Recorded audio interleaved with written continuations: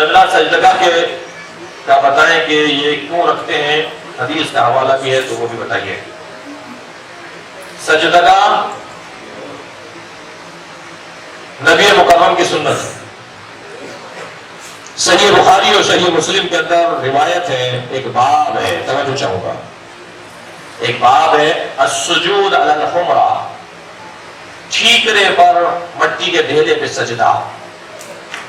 نبی مکرم کی سنت ہے کہ نبی اپنی جیب میں، اپنے کھیسے میں، اپنی جیب میں، عربی میں کھیسا کہتے ہیں، سندھی میں بھی شاید کھیسا کہتے ہیں، شاید سرائکی میں بھی کھیسا کہتے ہیں، پنجابی میں بھی کھیسا کہتے ہیں، نبی اپنے کھیسے میں، عربی میں بھی کھیسا کہتے ہیں، اپنی جیب میں مٹی کا ڈھیلا رکھتے تھے، اور جب بھی وقت آتا تھا نماز کا تو آپ اسے نکال کر اس پر سر رکھتے تھے، کپڑے پر اور قالین پر نبی سر نہیں رکھتے تھے۔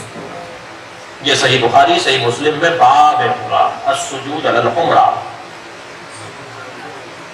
لہذا اور ائمہ اہل بیت نے تو ہمیشہ خاک پر سر رکھا ہے۔ پاکستان کے ایک بہت بڑے سیاستدان جو ہے وہ مکتب اہل بیت پر غور کر رہے ہیں اور تحقیق کر رہے ہیں، مجھے ان کا فون آیا، قومی اسمبلی اور صوبائی اسمبلی کے رکن بھی رہ چکے ہیں، وزیر بھی رہ چکے ہیں، وفاق میں بھی اور صوبہ سندھ میں بھی۔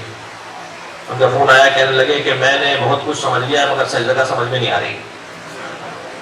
تو کربلا سے پہلے بھی تو سجدہ ہوتا تھا، تو پھر سجدہ تو کربلا کے بعد بنی ہے۔ تو میں نے کہا یہیں سے غلط فہمی، یہ اٹکن آپ کی میں بھی دور کر دیتا ہوں۔ کربلا سے پہلے بھی مٹی پر ہی سجدہ ہوتا تھا، یعنی نبی مکرم، اصحاب پیغمبر، حضرت ابو سعید خدری ایک مرتبہ نماز پڑھ رہے تھے، آپ کا امامہ آپ کی پیشانی پر آ گیا، اور جب آپ سر رکھ رہے تھے تو امامہ زمین پر ٹک رہا تھا۔ تو حضرت نے اتنا انتظار میں نہیں کیا کہ نماز مکمل کر لیں، تو حضرت نے سمجھائیں اور آئندہ یہ ٹھیک کریں، حضرت نے ان کی نماز کی کیفیت میں ہی ان کا امامہ جا کے ٹھیک کر دیا۔ بعد میں جب انہوں نے پوچھا یا رسول اللہ آپ نے ایسا کیا، حضرت نے فرمایا تمہاری پیشانی کپڑے پر لگ رہی تھی، زمین پر نہیں لگ رہی تھی، خاک پر لگنی چاہیے۔ یہ جو قرآن کہہ رہا ہے کہ ان کی پیشانیوں پر اثر سجود ہوتے ہیں، سجدے کا اثر ہوتا ہے، تو قالین پر سر رکھنے سے تو سجدے کا اثر نہیں ہوتا۔ مٹی لگتی تھی، صحابہ کرام جب مسجد سے باہر نکلتے تھے تو اپنے چہرے سے، اپنی پیشانی سے مٹی جھاڑتے ہوئے نکلتے تھے، ان کے پیشانیاں مٹی پر جاتی تھی۔ نبی مکرم اصحاب پیغمبر خاک پر سر رکھتے تھے، قالین پر سر نہیں رکھتے تھے۔ مگر جب رکھنا ہی خاک پر سر ہے تو اگر معصوم امام فرما دیں طابت الارض التي فيها دفنتم، وہ زمین، وہ ارض طیب و طاہر ہے جس میں حسین آپ کو دفن کیا گیا ہے، تو خاک پر سر رکھنا ہی ہے۔ اور اگر معصوم فرما رہے ہیں کہ وہ زمین پاک ہے تو پھر ہم وہ سجدہ نہیں لے لیں، وہ خاک نہیں لے لیں جو امام حسین کی قبر مبارک کی خاک ہے۔